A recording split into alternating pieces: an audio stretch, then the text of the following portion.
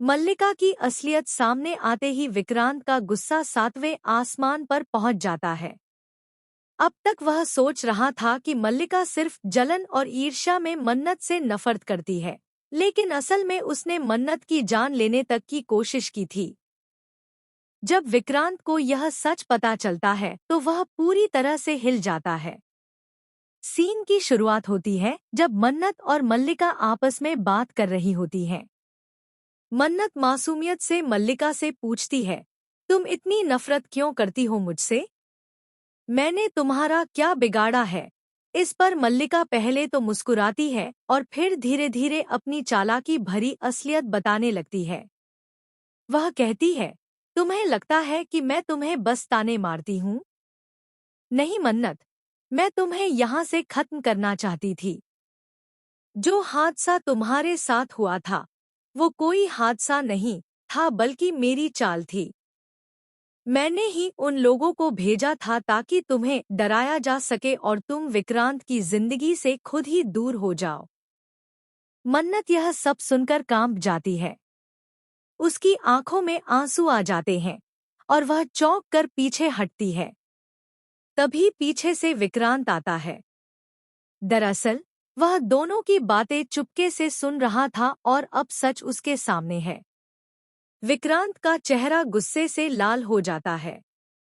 वह चिल्लाकर कहता है, बस मल्लिका, अब और एक शब्द मत बोलना।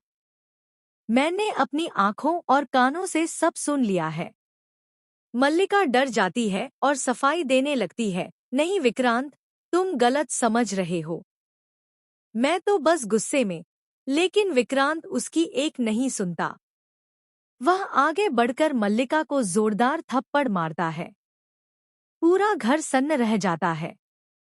विक्रांत गुस्से में कहता है, तुम औरत होकर दूसरी औरत की जिंदगी बर्बाद करना चाहती हो? तुम मन्नत को नुकसान पहुंचाना चाहती हो? तुम्हें शर्म भी नहीं आई? जिस घर ने तुम्हें इतना सम्मान दिया, उसी घर की इज्जत को मिट्टी में मिलाने की सोची तुमने। इसके बाद विक्रांत उसे धक्के मारकर घर से बाहर निकाल देता है।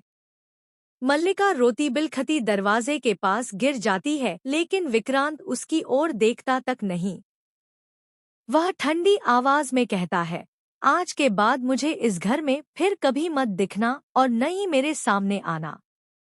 अगर अगली बार इस घर की दहलीज पर तुम्हें देखा तो अंजाम बुरा होगा। याद रखना मल्लिका, तुम्हारी जगह इस घर में कभी नहीं थी और न होगी। यह सब देखकर ऐश्वर्या भी हैरान रह जाती है।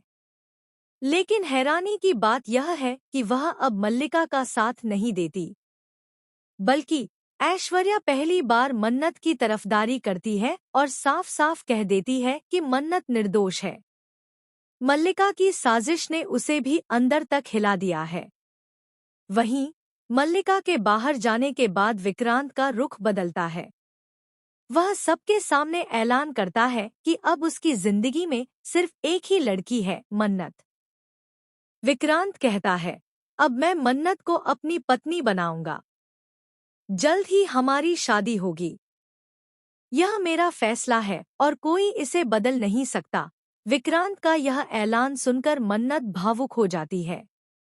उसकी आंखों में खुशी के आंसू आ जाते हैं, क्योंकि उसने कभी सोचा भी नहीं था कि विक्रांत इस तरह उसके साथ खड़ा होगा। लेकिन यह खुशियों का सिलसिला ज्यादा देर तक चलने वाला नहीं है। असली तूफान तो अब मन्नत की जिंदगी में दस्तक देने वाला है।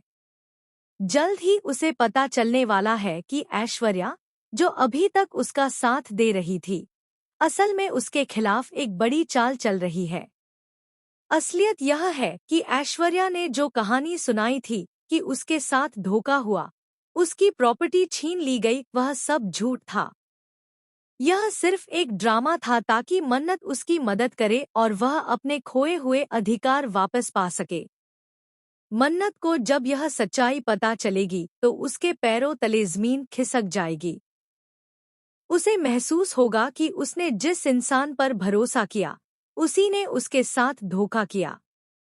लेकिन फर्क यह है कि इस बार मन्नत अकेली नहीं है। उसके साथ विक्रांत खड़ा है। विक्रांत ऐश्वर्या की चालाकी का भी अंत करने का फैसला करता है। वह ऐश्वर्या से कहता है, तुमने मन्नत को बेवकूफ बनाया, उसका इस्तेमाल किया और धोखा दिया।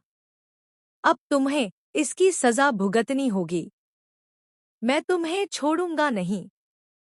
जिस तरह तुमने मन्नत के भरोसे को तोड़ा है, उसी तरह मैं तुम्हारी हर चाल को तोड़ दूंगा। अब आगे की कह